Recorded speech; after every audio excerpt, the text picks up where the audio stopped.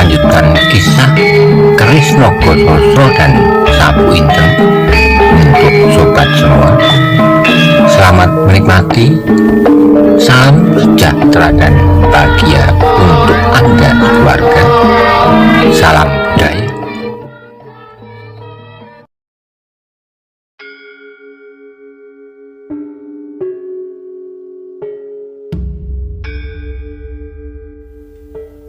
Pada episode sebelumnya dikisahkan, setelah api di lereng bukit berangsur padam, kemudian Panembahan Ismaya menyarungkan kedua keris pusaka Krisna Gososro dan Sapu Inten ke rongkonya. Kemudian ia berpamitan untuk kembali ke Karang Tumoritis. Bagaimana kisah selanjutnya? Simak bersama-sama. Panembahan tua itu akhirnya berjalan perlahan-lahan meninggalkan mereka, sama sekali tidak menunjukkan kesaktiannya sebagaimana apabila ia sedang mengenakan jubah abu-abu dan rono di wajahnya. Ia tidak lebih dari seorang panembahan tua yang berjalan tertatih-tatih di antara batang-batang ilalang dan batu-batu yang terendam air. Namun beberapa langkah kemudian Panembahan itu berhenti dan berkata kepada Mesojenar, tak perlu orang lain mengetahui bahwa masalah Kyai Nogososro dan Kyai Sapu Inten telah hampir mendapat pemecahan. Tak perlu kau bercerita tentang anak nakal itu kepada siapapun. Keris-keris itu kini tak usah kalian persoalkan lagi. Pada saatnya ia akan muncul kembali bersama-sama dengan Kiai Sengkelat yang kini telah berada di tangan Karebet. Dan kaulah salah seorang yang paling berjasa dalam usaha penemuan keris-keris itu. Satu-satunya orang selain kalian yang berada di sini hanyalah Ki Ageng Gajah Suro yang boleh mendengarnya. Mesojenar mengangguk dalam-dalam sambil menjawab, baik Panembahan, seluruh isi istana akan berterima kasih kepadamu. Panembahan itu bergumam perlahan-lahan, kemudian ia meneruskan perjalanannya kembali. Mesojenar, Kebo Kanigoro dan orang-orang lain masih saja berdiri mematung, mengawasi punggung Panembahan Ismaya. Ketika mereka melihat orang tua itu menyusup alang-alang yang lebat, maka hati mereka terguncang, apalagi mereka yang belum mengenal siapakah sebenarnya Panembahan tua itu. Bahkan terdengarlah Widuri berbisik, ayah, kasihan Panembahan, tidakkah ayah mengantarkannya sampai ke Karang Tumoritis? Kebo Kanigoro dan Mesojenar tersenyum di dalam hati. Gadis itu tidak akan berkata demikian seandainya ia tahu bahwa Panembahan Ismaya adalah pasingsingan sepuh yang dahulu pernah bergelar Pangeran Buntoro. Sebenarnya Ki Ageng Pandhanalas pun menjadi heran bahwa Kebo Kanigoro yang menjadi salah seorang putut dan bernama Putut Karangjati membiarkan orang setua Panembahan Ismaya menempuh perjalanan sendiri ke Karang Tumoritis. Jarak yang tidak terlalu dekat dari Banyu Biru, tapi orang tua itu berpikir jauh. Kalau tak ada sesuatu sebab, pastilah Kebo Kanigoro tak berbuat demikian. Dan bahkan Panembahan itu pasti akan minta pada pututnya untuk mengantarkannya. Ayah, terdengar Endang Widuri mengulangi kata-katanya. Apakah ayah tidak mengantarkannya? Kasihan Panembahan, desis Kanigoro. Kemudian kepada Widuri ia berkata, antarkanlah Widuri, aku masih mempunyai kepentingan di Banyu Biru. Aku akan tinggal di sini. Widuri mengerutkan keningnya. Kenapa aku? Selain aku, kaulah yang terdekat, jawab Kanigoro. Moh, sahut Widuri sambil menggeleng. Kalau begitu, marilah kita pergi bersama mengantarkan Panembahan, sambung ayahnya. Widuri kemudian bersungut-sungut sambil menjawab, aku belum melihat Banyu Biru dalam suasana yang berbeda seperti kemarin. Besok kita kembali ke Banyu Biru, desak ayahnya. Moh, Widuri menggeleng lebih keras. Aku mau tinggal di Banyu Biru. "Apa kepentinganmu di sini?" bertanya ayahnya. Tiba-tiba Widuri terdiam. Apakah kepentingannya di Banyu Biru? Rasa betapa beratnya meninggalkan tanah perdikan ini. Apakah karena bukit-bukitnya yang berjajar seperti benteng raksasa? Apakah karena rawa pening yang berkilat memantulkan cahaya matahari di siang hari dan memantulkan cahaya bulan dan bintang pada malam hari? Tiba-tiba ia mendengar ayahnya tertawa. Widuri terkejut, dan tahulah ia bahwa ayahnya tidak bersungguh-sungguh menyuruhnya mengantarkan Panembahan Ismoyo. Dan tahulah ia bahwa ayahnya sedang menggodanya. Tiba-tiba wajahnya menjadi merah, serta merta dicubitnya lengan ayahnya keras-keras. "Jangan Widuri," ayahnya berdesis. Cubitan Widuri memang sakit, tetapi justru karena itu orang-orang ini pun mengetahui bahwa kemudian Wilis menggodanya pula. "Apakah di Banyu Biru ada yang mengikatmu, Widuri?" "Ada," sahut Widuri sambil memiringkan bibirnya. "Siapa?" desak Wilis. "Joko Soko," jawabnya, dan yang lain pun tertawa pula meskipun Widuri masih bersungut-sungut. Saat kemudian Kebo Kanigoro berkata, "Biarkanlah Panembahan Ismoyo pulang sendiri, tak akan ada bahaya yang mengancamnya. Dan marilah kita temui Ki Ageng Gajah Soro." Seperti orang tersadar dari mimpi, mereka sekali-kali mandang ke arah api yang hampir padam. Saat kemudian mereka pun segera mendapatkan kuda-kuda mereka, lalu meloncat ke punggungnya. Mereka kini tidak perlu berpacu lagi. Meskipun demikian, kuda-kuda itu pun berlari cukup cepat. Banyak persoalan yang berputar-putar di kepala Roro Wilis dan bahkan di dalam hati Ki Ageng Pandanalas. Bagaimana kedua keris itu tiba-tiba saja dari tangan Panembahan Ismoyo? Mereka telah pernah mendengar cerita Maiso Jenar. Apalagi Ki Ageng Pandanalas sesaat setelah keris itu hilang, Maiso Jenar dan Gajah Soro segera mendapatkannya di alun-alun Banyu Biru dan mengatakan bahwa sepasang keris itu diambil oleh seorang yang mengenakan jubah abu-abu. Bahkan pada saat itu Maiso Jenar dan Gajah Soro menyangka bahwa orang itu adalah Pasingsingan. Meskipun demikian, dengan bijaksana mereka akan menyimpan pertanyaan itu sampai nanti pada saatnya Maiso Jenar pasti akan mengatakannya. Berapa saat kemudian ketika Maiso Jenar menoleh ke lereng Bukit Telomoyo, dilihatnya api sudah tidak berdaya lagi untuk merambat ke barat. Asap putih kemerahan masih nampak mengepul tinggi, kemudian pecah berserakan ditiup angin malam yang lemah. Sehelai-helai asap itu masih nampak mengalir ke selatan, menghantam bukit. "Api telah padam," desisnya. Yang lain pun memandang. Saat kelereng, sebuah lapangan hitam merah menganga di kaki Bukit Telomoyo. Bekas-bekas api itu nampak seperti sebuah luka parah yang menempel di tebing bukit. Ketika mereka sudah mendaki lebih tinggi lagi, sampailah mereka ke tempat orang-orang Banyu Biru berkumpul setelah mereka berjuang menebas perdu dan alang-alang serta mengalirkan parit ke lereng bukit. Ketika Maiso Jenar melihat Wonomerto tua berdiri bersandar tangkai pacul, maka segera disapanya. Pekerjaan paman ternyata berhasil. Wonomerto menoleh sambil mengatur napasnya. Ia menjawab, "Ah, bukan pekerjaanku, pekerjaan kita semua." "Ya," sahut Maiso Jenar, "pekerjaan kita semua." "Dari manakah anak mas tadi?" Wonomerto bertanya. Maiso Jenar dan kawan-kawannya segera meloncat turun dari kuda-kuda mereka.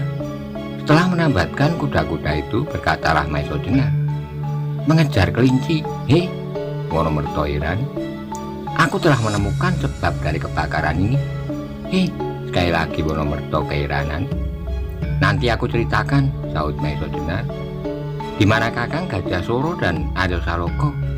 "Di sana," jawab Wonomerto, "di sebelah timur." "Aku ingin menemuinya," kata Maiso Jenar sambil melangkah. "Nanti dulu," tiba-tiba Wonomerto berteriak. "Siapa?" "Kakang Gajah Soro," jawab Maiso Jenar. "Gajah Soro? Gajah Soro?" Orang tua yang gemuk itu bergumam. Oh, tiba-tiba Wonomerto seperti disengat kelabang. Ya, tadi aku melihatnya. Tadi aku sudah bercakap-cakap dengan Ki Ageng. Wonomerto mengingat-ingat. Tetapi bukankah Ki Ageng berada di Demak? Sudah pulang, jawab Maiso Jenar pendek. Ya, sudah pulang. Aku sudah melihatnya, ulang Wonomerto. Dan tiba-tiba saja orang tua itu melemparkan paculnya. Dengan meloncat-loncat ia berlari kencang-kencang ke arah timur. Terdengarlah ia berteriak-teriak. Hei, Ki Ageng Gajah Soro telah kembali. Laskar Banyu Biru yang baru saja datang dari Pamingit tidak terkejut. Mereka telah menemui kepala daerah yang mereka suyudi. Namun bagi mereka yang tinggal di Banyu Biru, teriakan itu seakan-akan mengetuk-ngetuk hati mereka keras sekali. Maiso Jenar dan kawan-kawannya pun segera mengikuti arah Ki Wonomerto, menyusup di antara orang-orang Banyu Biru yang masih berdiri di sana-sini dengan alat-alat di tangan mereka. Ketika Wonomerto melihat Ki Ageng Gajah Soro berdiri di samping Aryo Saroko dan Nyai Ageng Gajah Soro, terdengarlah Wonomerto itu berteriak keras-keras. Anggir, kau telah datang di antara kami.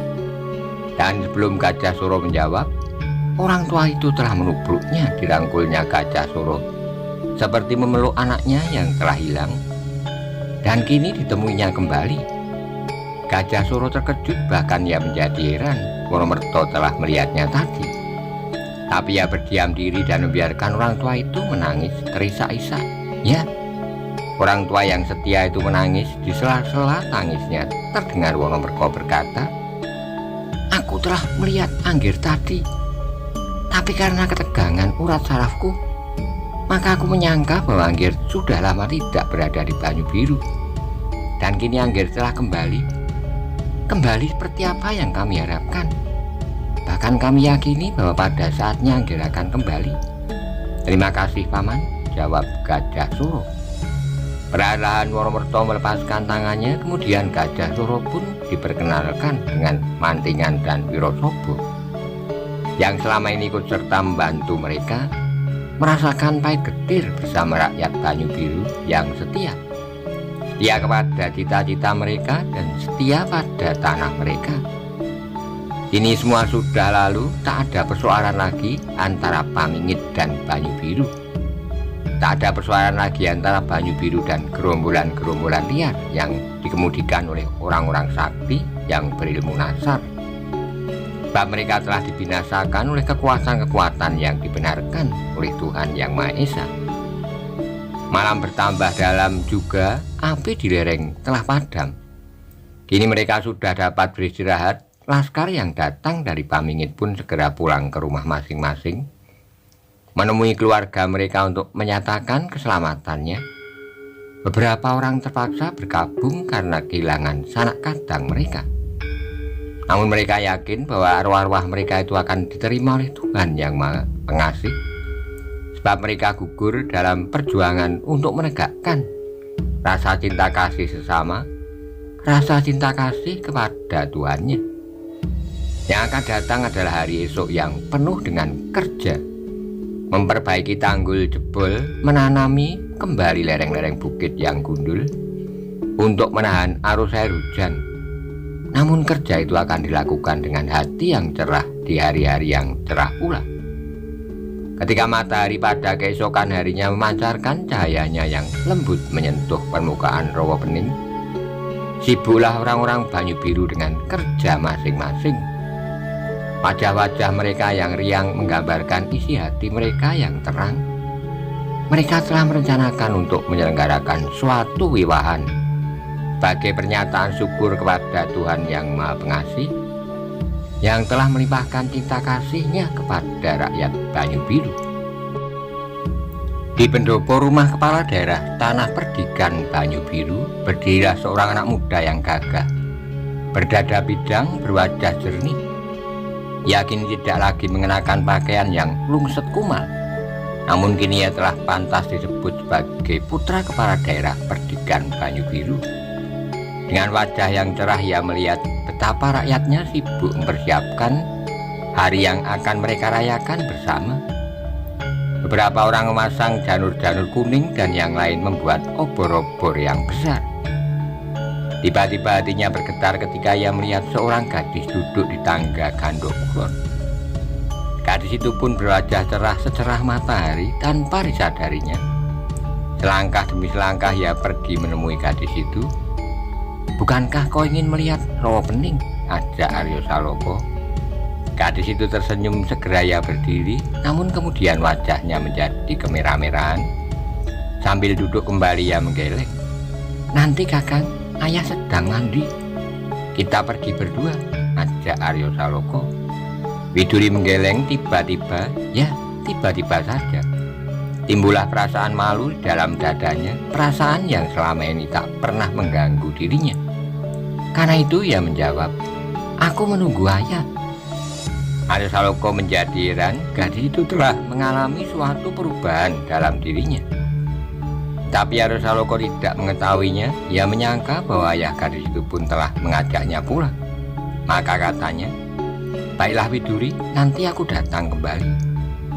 Dan Aryo Saloka pun perlahan-lahan melangkah pergi. Kembali ia menemani kerja rakyatnya, tak mengenal lelah, perlambang dari kemauan mereka di hari-hari yang akan datang. Kerja keras untuk menyongsong hari-hari yang bahagia bagi anak cucu mereka.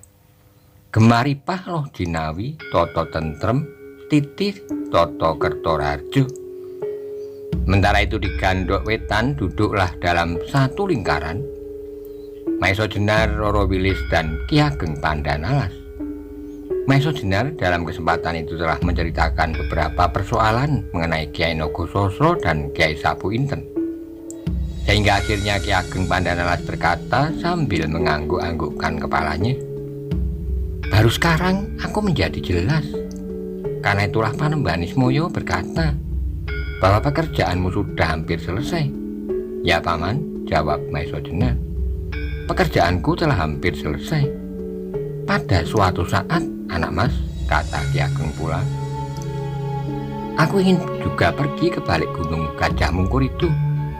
Tunjukkan kepadaku rumah orang yang bernama Paniling dan Darbo. Seperti yang anak mas ceritakan, alangkah lucunya kalau aku melihat wajahnya. Persahabatan kami yang bertahun-tahun di masa lampau seperti persahabatan di dalam mimpi saja.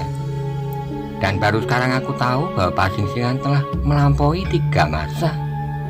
"Baiklah Ki Ageng," jawab Maiso Jenar, "besok aku antarkan Ki Ageng ke Pudak Pungkuran." Pembicaraan itu akhirnya terputus ketika mereka mendengar hiruk pikuk di halaman. "Mereka ingin merayakan hari yang cerah ini," desis Roro Wilis. "Aku akan melihat mereka," kata Ki Ageng Pandanalas sambil melangkah keluar. Tinggallah di dalam gandok itu Roro Wilis dan Maiso Jenar. Untuk beberapa saat mereka terbungkam, tak sepatah kata pun terlontar dari sela-sela bibir masing-masing. Bahkan kemudian terdengar napas Roro Wilis semakin cepat mengalir. Akhirnya setelah suasana gandok wetan itu hening sejenak, terdengarlah Maiso Jenar berkata, "Adakah kau ingin kembali ke Gunung Kidul?" Roro Wilis mengangguk lemah, katanya, "Aku mempunyai beberapa keinginan, tetapi bukan akulah yang akan menentukan." "Kita tentukan bersama-sama," jawab Maiso Jenar. Roro Wilis tersenyum, katanya, "Terserahlah kepada kakang." "Wilis," tiba-tiba Maiso Jenar berkata bersungguh-sungguh, "aku akan selalu mendekati keris-keris Kyai Nogososro dan Kyai Sapu Inten. Bagaimanakah kalau kami kemudian untuk sementara tinggal bersama-sama Panembahan Ismoyo di Karang Tumoritis sebelum aku menyerahkannya kembali ke Demak bersama-sama Joko Tingkir?" "Terserahlah kepada kakang. Tempat itu menyenangkan juga, tenang dan tentram." Kembali mereka terdiam, namun di angan-angan mereka terancamlah harapan bagi masa depan mereka. Bukan karena mereka akan mendapat hadiah dan kedudukan, namun karena hati mereka yang telah bertemu dan berpadu. Setelah sekian lama berjuang untuk mengabdikan diri mereka kepada tugas-tugas mereka, Maiso Jenar sama sekali tak mengharapkan bahwa kelak namanya akan dicantumkan di dalam rontal-rontal atau dipahatkan di dinding-dinding istana, dan gapuro-gapuro, ia hanya mengharap agar Demak kembali menemukan kekuatannya, menemukan sifat kandelnya. Sedang apa yang dilakukan adalah kewajiban yang seharusnya dilakukan. Sekali lagi menggemalah tekad dalam dadanya bahwa pengabdian tidaklah harus dilakukan di dekat dan di sekitar istana.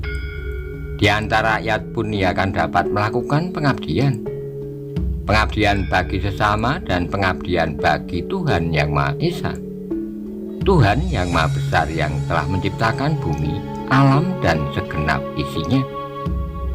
Tapi Maiso Jenar tidak dapat segera meninggalkan Banyu Biru. Masih ada beberapa persoalan yang harus ditungguinya. Endang Widuri masih ingin tinggal lama lagi, dan Kebu Kanigoro masih harus menemui Mas Karebet. Namun hari-hari yang akan datang adalah hari-hari yang cerah. Hari yang cerah bagi Maiso Jenar dan Roro Wilis.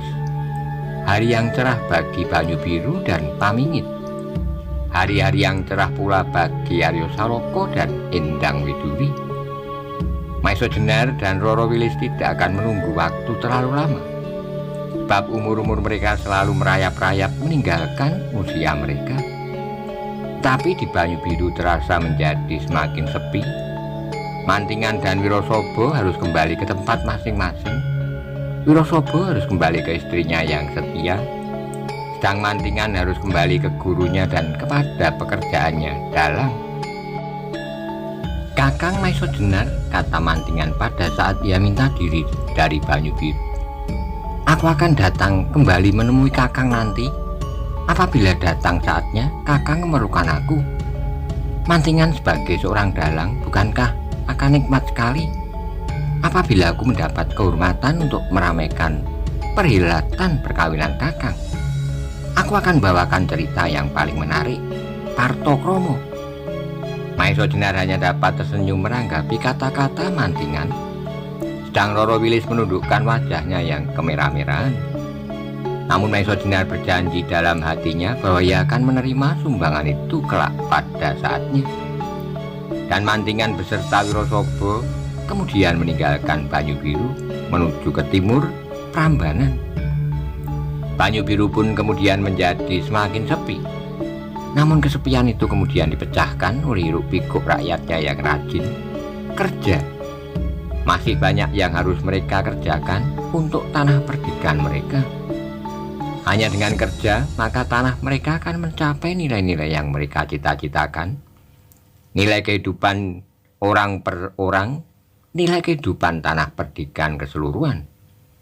Sehingga karenanya tak ada tempat lagi bagi mereka untuk berselisih, bersitegang dengan kebenaran menurut tafsiran masing-masing, bersikeras hati mempertahankan pendapat-pendapat yang saling bertentangan. Yang ada kemudian adalah kerja, membanting tulang.